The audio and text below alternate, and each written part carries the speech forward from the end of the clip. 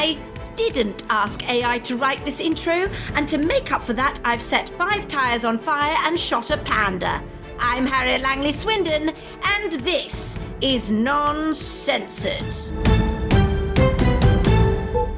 Hello and welcome to Non-Censored, the podcast that wraps up all the best bits from my very real daily radio show into one easy-to-digest highlights package. I'm joined, as ever, by my producer, Martin, and what a show we have for you this week, eh, Martin? Oh, yes, indeed. This week we spoke to the Prime Minister, Sir Keir Starmer, about the government's new AI policy, as well as former Prime Minister Liz Truss about why Sir Keir should just shut up.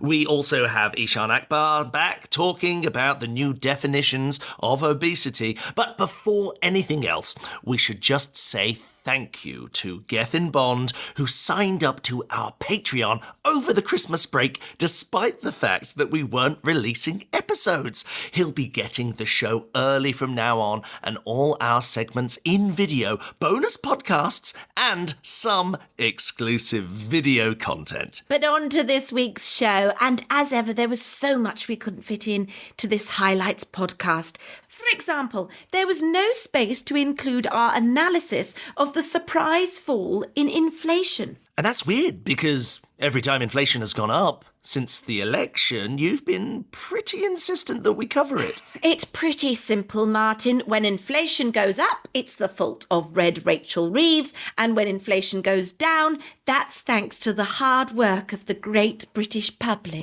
That's not what you said before the election, though, is it? Yes, it is, more or less, Martin. But instead, we'll start with our interview with Prime Minister Sir Keir Starmer, who laid out the government's new AI policies this week. Let's take a listen. Hello, Prime Minister, and happy 2025. Hello, Happy New Year. Thank you for having me. Hello, Martin. Hello, Sir Keir. Happy New Year to you. Yeah. Enjoying it so far, both of you? Oh, well, yes. Oh, yeah, Prime Minister, I feel very good about 2025. I think wonderful things are going to happen. Me too. Thriving. We're going to thrive. That's my word for 2025. Thrive throughout 25, I think. It's nice, isn't it? It's got a nice ring to it. Well, did you write that, or was it one of your script writers? No, one of my underlings did that, and I thought, that's good, I'll use that. I'll start taking that on podcasts. It is very good. Well, Prime Minister, you have started with a bang. I mean, haven't I just? You really actually, have. no, wait. No, say that again. I'm going to give a different reply. You have started with a bang. Affirmative. I said yes, but I've said it again in a more robot-y way. It's computer speak, yeah. Because you're, of course, referring I'm an AI bro now, yes. Yes, you've been talking about the wonders of AI. Oh, it's incredible stuff. Have you seen this stuff? I have seen some of the wonderful artwork. A lot of wonderful artwork. Oh, there's some great stuff. A lot of ones of Donald Trump. Donald Trump as Jesus. Donald Trump as a soldier of war. I've got one here. It's Dwayne Johnson turning into pasta. So at the top, you can tell that it's Dwayne Johnson, but as it goes down, it sort of morphs and changes. It's the kind of thing that no human could even come up with. It's incredible, this stuff. Was that all a computer? Yeah. I want to change Dwayne "The Rock" Johnson. I just thought, I like Dwayne Johnson. I'll go and see anything he's in. I mean, actually, I've only seen Moana and Moana 2, but I feel like I'll go and see anything he's in. Jumanji. You'd like Jumanji. Yeah, Jumanji, Welcome to the Jungle. I keep meaning to go and see that. We must do a movie night where we watch that. Oh, we're not. We're not allowed. We're not allowed anymore. It's just integrity. Yeah, you're right. Integrity. But you can type in any of these things. You can type in Dwayne Johnson, pasta. Yes. Listen, eggs. So, Kit, I'm very, happy to see you so excited about bada boom, taking bada Britain. bing. That's another thing I'm going to say this year. Okay, well, that's an interesting catchphrase. Sorry, I'm just a bit excited. One of the issues that we're running into with AI, though, is about creativity. It's about these pictures of Dwayne "The Rock" Johnson turning into of which pasta. there will be many millions more. I'll see to that. I'll see to it that these pictures keep coming. But of course, there is a cost for these things. What about the artists that would otherwise have been drawing these pictures?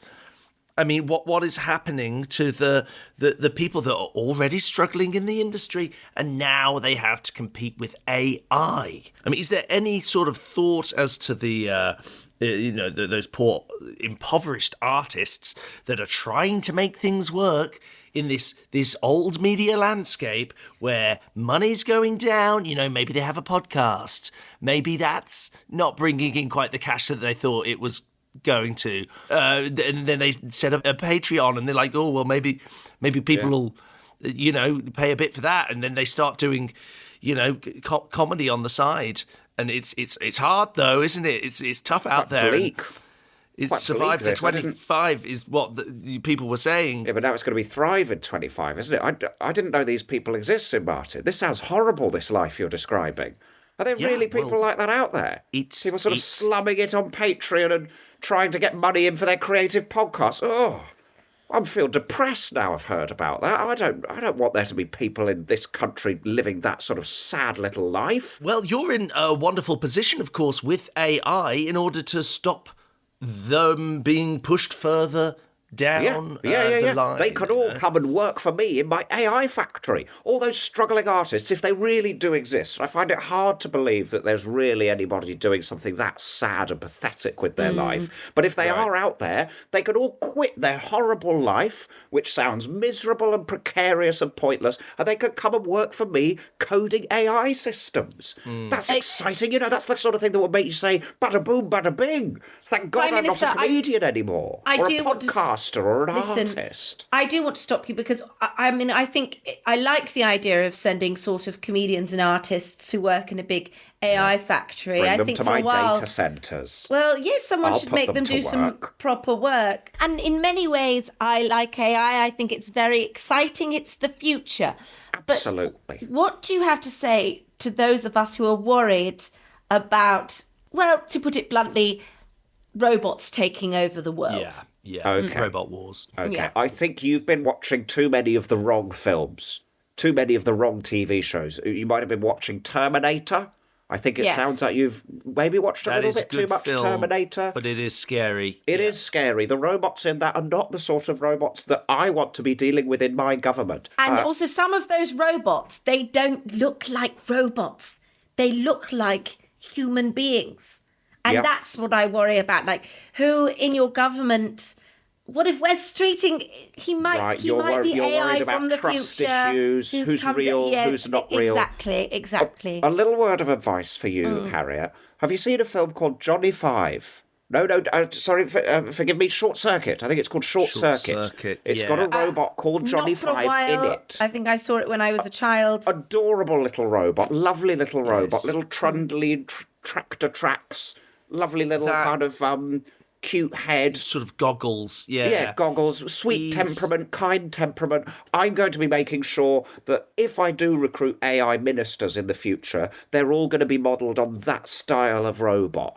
I'm looking at a kind of an R2-D2 type design as well, because I think he's just the most adorable little bundle of joy. And I think to have a few of those trundling down Whitehall, that's something we can all get on board with. And you're right, I don't want people getting confused about what's real. I don't want misinformation out there. I want them to be able to go, robot minister, human minister. But I do want robot ministers in charge of departments. That's very controversial. I don't know. Because often these robots, they do end up, getting ideas above their station, so to speak. No, not these ones. Not these ones. I'm going to program them to make sure that all their ideas remain firmly within their station. That's going to be part of the plan. Right. So, Keir, first of all, Johnny Five, his best friend was, I think it's worth flagging up, a white man who was browning up. But it was a different time, Martin. It was a different time. Everyone did it back then. Yeah, and that guy's been in Succession now. He's gone on to do wonderful things. Yeah, I suppose it wasn't necessarily his choice, but still maybe not the best idea to base a government role R2-D2, though, he was cute. Yeah, I mean, no one's arguing with that. I think the issue is the impact on the existing industries. A lot of people feel like they're being marginalised. And, of course, the environmental demand. It takes a lot of water to cool down these servers, these great big supercomputers required for Newsflash, AI. Martin, we live on a planet that's about 90% water. don't think we're going to be struggling to find water anytime soon. I mean, some of these complaints that people come out with. We're an island. We're surrounded by water. If the AI data centres get a bit hot, we'll go to the beach and come back with a big bucket. It's not rocket science, Martin. Prime Minister, talking about complaints, Alan Mack, who's the Shadow Secretary for Science, he said, this AI is all good, but he's also accused you of wrecking the economy. Now, there's been a lot of criticism labelled at your Chancellor, and I just wondered what you have to say about that. No, wrong. The economy's in an amazing position, and this AI thing is going to help with that. You know, if you think about... So, Martin, you were talking about the effect on the creative industries, the fact that now AI learning tools can go off and sort of take Harry Potter and then reproduce 1 million more Harry Potters. But think about how much has Harry Potter contributed to the UK economy? Millions and millions. Quite a lot. So if I go and make 1 million more Harry Potters with AI, that's going to make millions of billions of billions of millions. The economy's going to go supercharged. Me and Rachel are doing an amazing job on the economy. Well, this is another question I have. Will you at any point be replacing Rachel with a robot? OK, well, this is a question that's been put to me a lot over the last week, and I can only repeat what I've been very firm and clear about throughout the week, which is that Rachel is the Chancellor, will continue to be the Chancellor. There will be an indeterminate point in the future at which Rachel Reeves is the Chancellor, and that's I can't be any clearer than that. Right. So, Kit, just to touch on another element of AI, you've been talking about a lot of the positives. I think it is fair that there are some negatives. For example, Geoffrey Hinton, the British-Canadian computer scientist, often touted as the godfather of artificial intelligence. He won a Nobel Prize for Physics for his work on AI. Movie, The Godfather. Well, no, don't get distracted by that bit. Stick with me on this. He says there's a 10 to 20% chance that AI will lead to human extinction within 3 decades. Oh, that's all right. I mean, that's a serious risk. That's really not long, and that's quite a high percentage. Did you really say that? The Godfather? He just said that, yes, The Godfather. Won a Nobel Prize for AI, and he's saying it's probably going to kill us. 30 years? I haven't got 30 years. Did he specify how it's going to kill us? That's what I'd like to know. Yeah, is it going to be a Terminator situation? Or well, it's not going to be a good one, is it? It's not going to be a nice one. Because the problem with the Terminator situation is, in the end, all those people ended up living in quite bad conditions, actually. That's Skynet for you. I don't want that in the UK. I want people to have nice flats. Well, exactly. So you start with Dwayne "The Rock" Johnson turning into pasta. Of course, everyone wants that. But it is a very slippery slope, Sir Keir. The truth is, guys, can I speak off the record here? If I whisper, then it won't get picked up by the mic if I whisper. No, it won't. If you whisper, it's fine. The truth is, guys, I'm not sure about this AI stuff, but it's literally the only business with any money in it whatsoever. It's the thing that all the rich people are doing. And I really need the rich people on side. And they're all really obsessed with AI. It used to be NFTs or crypto or blockchain or something. But now they all want AI. So I've got to tell them that I think AI is really brilliant. Otherwise, the country's going to go down the shitter. All right, don't say shitter on the show, That's all please. off the record. And I didn't say shitter on the show. Martin, that's so rude. I can't believe you said shitter on the show. I didn't say that. I was whispering. So, Prime Minister, do you think that this year you'll be slightly more popular in some of the opinion polls? Well, let's not forget I was very popular last year, for whole swathes of last year. I don't know if you remember, but there was an election that I actually won by a landslide. Sorry, Prime Minister. What's going on? What's going on? I do have to interrupt. We do have a caller on the line here. Oh, yes. Couldn't keep her. No, I'm sorry. A happy Keir. voter? No, not at all. Stop talking, God. Keir. I've told you in no uncertain terms. Stop talking. Liz. No, it's Liz. Do not. Former Prime Minister Liz Truss, everybody. Are you doing this on my interviews as well now, then, Liz? Well, you're ceasing and desisting my independent podcast appearances. Yes, someone has to. To protect my free speech, I need to shut yours down. So no, go away and be quiet. You have been doing this a lot. Like you just sort of appeared in the post office the other day while I was queuing for a stamp and told me I couldn't do that. Yeah, well, I mean, are you just going to follow me around for the rest of my life? If that's what it takes, Keir, yes, I am. Okay, and my family are finding it quite annoying.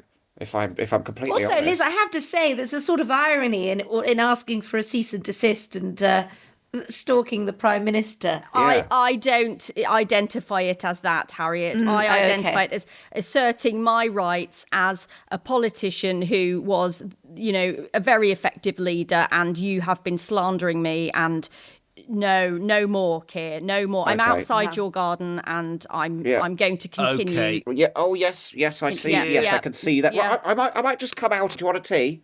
Yes, I would like a tea. Great. I'll pop the kettle on and we'll talk this through because Yeah. I think it needs addressing. Thank you, Prime Minister. Thank you. From cease and desist to teas and debicks.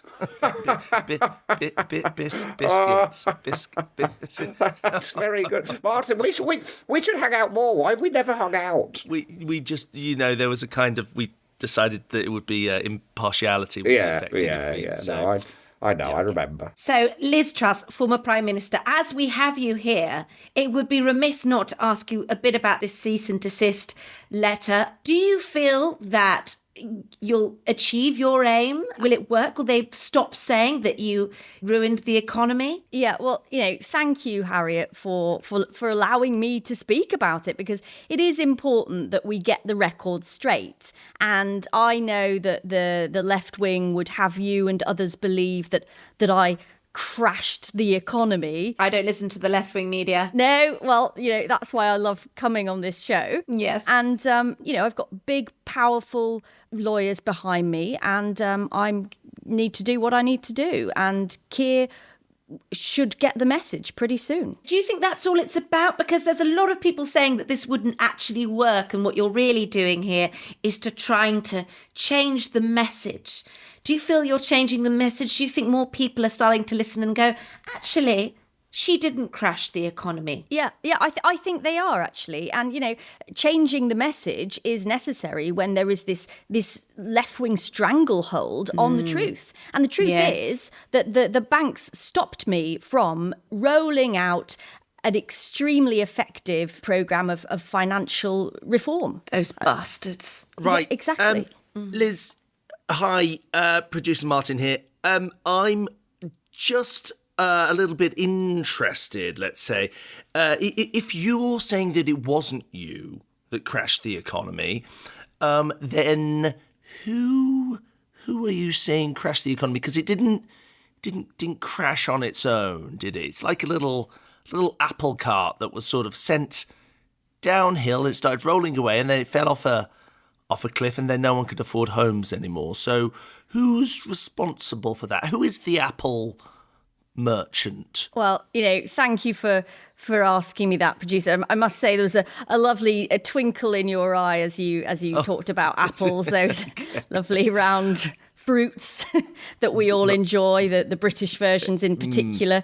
But no, I think it is a good question. And of course, the economy was heading that way because of the slow and gradual creep of the deep state getting in there, putting a stop on all the progress and the growth. I love it, Martin. I love growth. You do talk Martin. about it. I mean, love not me growth. specifically, but yes, Yeah. I mean, other people have said that about you. I rarely talk about you in that. I don't use that word. Okay. I mean, it was lots of factors, wasn't it, Liz? I remember at the time. I mean, of course, the trans activists had a huge part to play in crashing the economy. Yes. And what do you do when the narrative is skewed in their favour? And if we'd been able to remove the trans activists from the equation, then the mortgages would not have been impacted. Yeah. The thing that's always struck me about trans activists is they're not very good at maths. Yeah. Yeah. Don't let them near the economy. I know. Yeah. It's the one residing feature that they all share famously. And we at the PopCon among us, we know that. Producer Martin, you look like you want to say something. Well, cheeky. no, I find it interesting that someone that is such a supporter and proponent of free speech is attempting to limit speech, specifically from our Prime Minister, who should, I think, you'd agree when you were in the role, you wouldn't really have appreciated someone limiting what you can and can't say. Is there a version of Liz Truss crashed the economy, that sentence, is there a version of it that you would prefer? Liz Truss flambéed the economy, Liz Truss mushed it into pulp. Maybe Liz Truss fermented the economy like a pulped apple, left it to rot. It started to decompose and then create noxious gases. Okay, Producer Martin, I can see that you're having a bit of fun, and I love fun, but frankly, the economy needed to be dramatically changed. There's no point in going in with small steps. You need to actually put a bomb under it. And and the same is true of the media and the government itself. Yeah, okay. I don't think you need to put a bomb under the media. I mean, Guy Fawkes did try that. Some of the media. Yeah. You have, of course, Liz, you've had quite a busy news week. Yeah. There's been lots of talk about you saying that the UK will fail unless British media outlets are fixed. Well, Harriet, I've long been suspicious of the British media and its associations, the blob, as I call it. And indeed, it is the Times, the Financial Times, they are so left-wing. So left-wing, and it is absolutely squashing free speech, and they need to be totally fixed. And I would, of course, lump in the BBC, and it goes without saying The Guardian as well. It goes without saying. Well, Guardian, cuckoo. But I think it's an important thing to look at these papers. I mean, the Times is getting increasingly more left-wing. It really, really is. Yeah. And I think it's about time someone said something about it.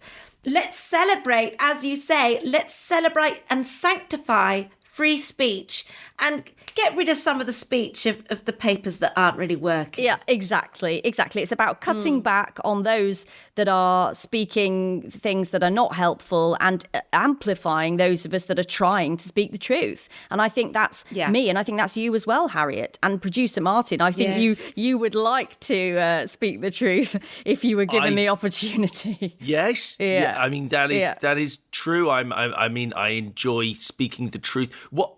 Just out of interest, where would you say? I mean, you were seen fairly recently on panels with the likes of Nigel Farage and Steve Bannon.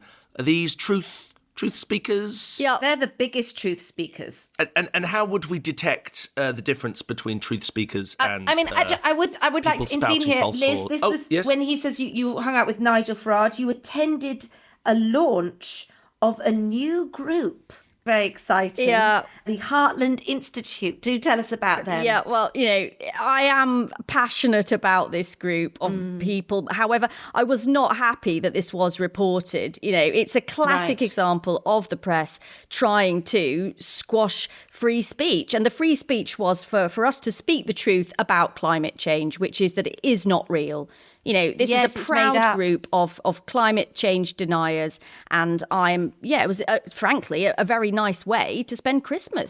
Well, also, I'd like to say, I don't know about you, Liz, but I have a feeling that those fires in California, I'm just saying, I think it was arson. I think it was arson. It only takes a match, Harriet. It only takes a match, and, the whole thing can change. And the same is true, metaphorically speaking, when it comes to government policy and fixing the media. It only takes one match to change the whole thing.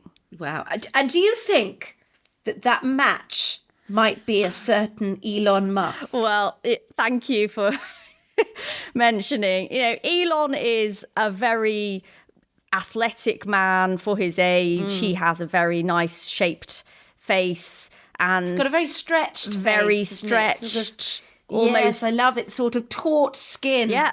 Like it's been, like it's got sort of clips hidden under his hairline. Yes, like, in... Brazil. Oh, yes, Brazil. Yes, it is like that, actually. It's sort of stretched over the... But in a sexy way. Yeah, imagine taking off those clips and letting him just be free. Liz. No, you've been thinking it as well. And oh my goodness, Producer Martin getting a bit jealous there. But no, to be serious for a moment, Elon Musk is one of the only people that I would trust with making the West free again. Well, also, you and he seem to have a bit of a nice banter because although he has been rude about you in the past, but that's the past. Recently, you said that Jess Phillips, let's not forget that she excused masked Islamic thugs. And he wrote underneath, she should be in prison. Yeah, well, that was a lovely... On the same page yeah, exactly. And I don't mind telling you I had a little sort of flutter in my heart as I saw that he'd responded to that. We do have banter, but it's not just about that, of course. It is also about protecting the West, making sure our values are upheld, and continuing to speak freely while the press are fixed. I think that's totally right. Liz, I know you're incredibly busy. So I think all I want to end with is what's next for Liz Truss? You've already done so much in 2025. What can we expect from you next? Of course, my book is ongoing. I'm going to make that into an audiobook as soon as I possibly can. Wonderful. It was 10 years to save the West. You've now got 8 years and 8 months. How are you feeling? Is it going to be a bit faster? Are you still trying to get the same amount done in that time, or are you happy with the progress made so far? No, I think we need to step up the pace dramatically, and I will be bringing out my new book, 8 Years to Save the West, shortly. Of course, followed by another book after that in the sequence, 7 Years to Save the West, and I'll stop at nothing until it's done. It's a Harry Potter style saga that we're to expect. Well, that's exciting. It's good to know. That is exciting. And let's just say there might be a few appearances in the reality TV world in the United States. A little exclusive for you there. So yeah, Liz, that's wonderful. Well, best of luck, Thank you. and I hope to see you on our screen soon. Yeah, me too.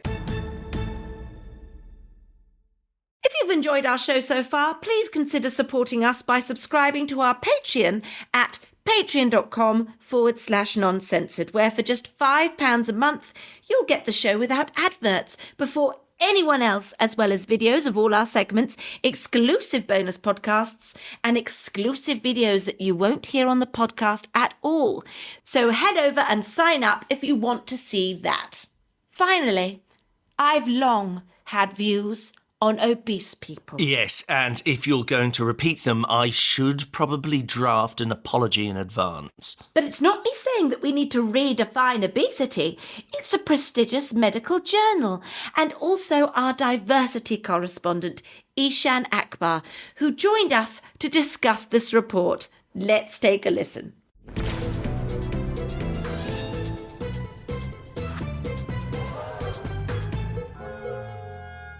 Eshaan Akbar, Happy New Year. Well, yes, a Happy New Year to those of you in the Christian world, which seems to be the majority of the world. But of here course, we go. For many people, their Happy New Year is at different times. I'm thinking about the Chinese. Muslims are having Ramadan soon, so I shall wait for my salutations until those times too. Why must you stuff it down our throats? We don't need to know that. I was just doing a simple Happy New Year, and you had to turn it around and make it all wokey. Well, I just wanted to make sure that everyone felt included, and as your diversity correspondent, it's kind of incumbent upon me to make sure. Oh, God. So this is the problem. We give you that title of diversity correspondent, and you misuse it. You use your powers for evil. If you give me another title, I'll stop doing it. Of course, if we were to use the Mesopotamian calendar, we wouldn't be saying Happy New Year right now. We'd be saying, oh no, what's happened to the world? Because I think it was due to end in 2012, actually. Which all is right, well, that's a very smart aleck comment, right. Producer Martin. Yeah, sure. No, look, we've got off on the wrong foot here. Yes, it's nice to see you again. It's lovely to see you again. Thank you. this side of the winter Watch season. it. Happy New Week. How about that? Happy new episode. Yes, happy new episode. Happy new episode of Non-Censored. And listeners, we are once again ready for our hot and spicy takeaway of the week with Eshaan Akbar. Now, Eshaan, what is this week's hot and spicy takeaway of the week? It's very timely because, as you know, quite often January marks the start for a lot of people wanting to revitalise their health and get fitter and stronger. Have you made any resolutions in that vein, Producer Martin or Harriet? Yeah, my resolution's quite simple. Go big or go home. Oh, right. That's interesting, Producer Martin. What does that refer to? I don't know. I'm keeping it sort of loose. I think it's going to mean that, like, big. If there's say I'm in Sainsbury's and there's two different cucumbers to choose from, I'll probably go for the larger one because cucumbers have gone up in price. I think last year they used to be about 50p and now they're you talk about 89, 99p. Pathetic, I'll go for Martin. a larger cucumber if possible. I am doing dry January, so no alcohol for me except for dry martinis. Okay, well, congratulations on doing White Ramadan. I'm very happy for you. Eshaan. But Producer Martin, it's very interesting that you said you want to go big or go home because a report by the Lancet Diabetes and Endocrinology Journal has suggested that the word obesity is medically flawed. That was very seamless. And are suggesting that there should be split into two, not the people, the definition, to allow for the various ranges of obesity, because as one of the experts suggested, obesity is, of course, as you know, a spectrum. And they are presenting that we call people either clinically obese, i.e. they have obesity-related conditions, or pre-clinically obese. That's not a spectrum, though, is it? That's just two options. It's two options, but I think the pre-clinically obese option is probably, pardon the pun, bigger, because there would be... It's very good. Yes. See that, Producer Martin, he got a little pun there. Yes. I can see what you're saying. So we're just talking about the medical definition of obesity here. And what's it been changed for? So we can't say obesity anymore. Well, you shouldn't really. You should either call them clinically obese or pre-clinical obese. Now, to me, it feels like splitting hair. So I guess for me, the hot and spicy take is this: just bring fat back. That's very interesting. Okay. So what I'd like to know, Eshaan, is what would I call you? What do you mean? What would you call me? Well, A comedian, broadcaster, journalist. No. Are you? What? Eshaan. Or or that or not? I don't think I qualify for any of those definitions, really. Why do you think? It is. But you said yourself, it's a spectrum. So, where are you on the fat spectrum?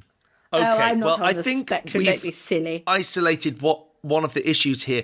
These are terms that can be used in the cruel ways that make people feel uncomfortable.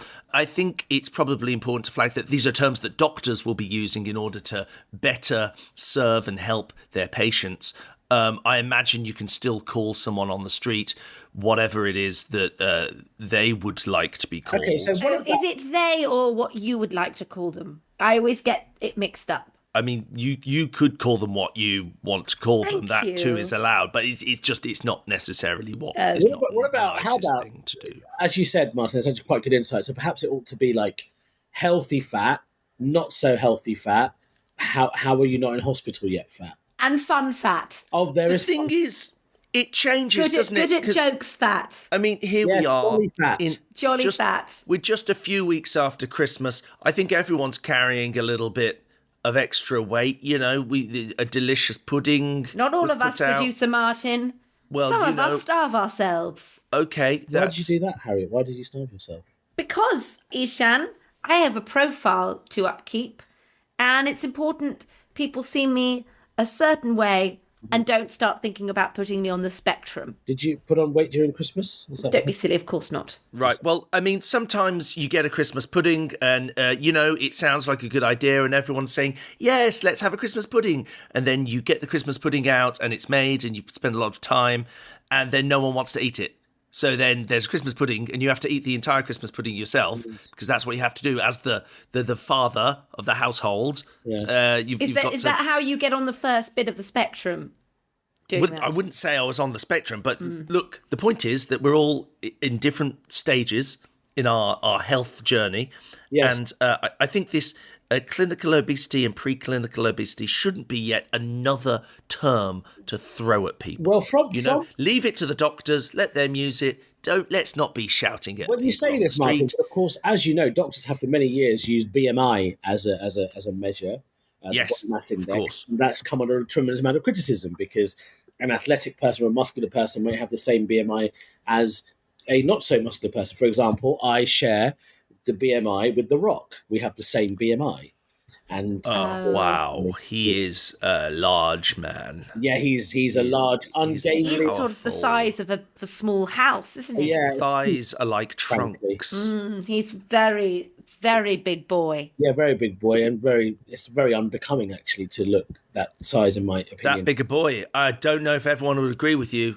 It's quite Some people exciting. like that. Some people find it quite exciting. In fact, I think he'd lay the rock bottom on you, on your candy ass, and he'd probably call you a jabroni. That was an interesting little pun that you did there. It's not bad. Well, it's actually one of his moves, It's Harriet. amazing because I can smell what you're cooking right there. Oh, that's another That's a wrestling rockism. reference. That's a rockism. Oh, you're so up to date with all of these jokes. Thank you so much. It's very good.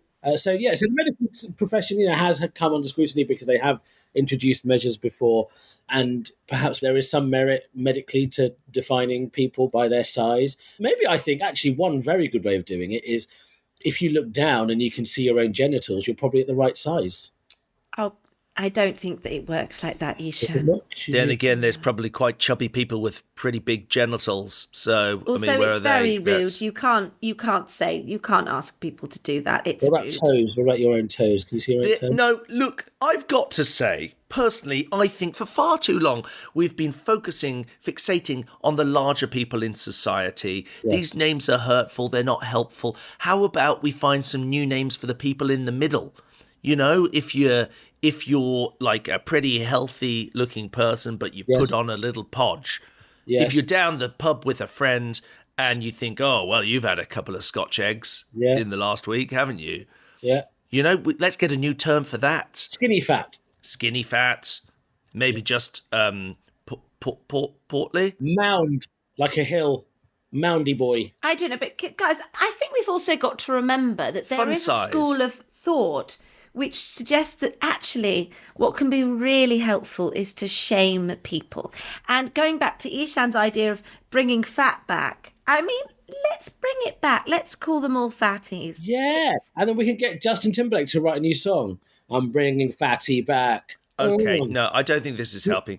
If Lizzo taught us anything, it's the Big is Beautiful. Isn't Lizzo on Ozempic? Is she? Isn't she? I'm sure she is. Adele? Well, I'm unaware. I mean, she's just a wonderful performer, and that's what I mean. Like, is people use being fat to rise in the industries, and as soon as they make it, they decide to turn their back. Rebel Wilson, unbelievable. Yeah. What do you think will happen when you get successful, Eshaan? What do you mean? What will I am successful? What do you mean? He's already quite successful. What do you so does that mean we've started paying him? Well, no, not necessarily from our endeavours. I mean, I think we can all agree, however, that to be clinically obese is not just probably uncomfortable and distressing for the individual. Yes, it's also very funny. And I think on that woke note, we can end the section. Thank you so much, Eshaan Akbar, for your hot and spicy takeaway of the week. My pleasure. Well, that's it for this week. We'll be back next week. So in the meantime, like, subscribe, tell your friends, and remember that there's loads of stuff on our Patreon, patreon.com/noncensored. So if you enjoy the show, please do support us if you can. With thanks to Rosie Holt, Brendan Murphy, Eshaan Akbar, Jos Norris, Susan Harrison, and Ed Morris. Sorry. With thanks to Rosie Holt, Brendan Murphy, Eshaan Akbar, Jos Norris, Susan Harrison, and Ed Morrish. I'm Harriet Langley Swindon, and we'll be back next week with more Non-Censored.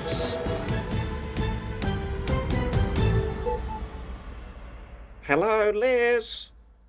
Liz, are you in my garden? I've got your tea. Liz, are you still here? We were supposed to have a chat about you stalking my family, about the cease and desists. It's getting cold. Liz? Are you behind the bushes? Look in the Wendy house. Liz? No, it's not in the Wendy house. Well, all I've got is a Wendy house and a bush. Where could she be? Under the bush? Liz? Oh, well, more tea for me.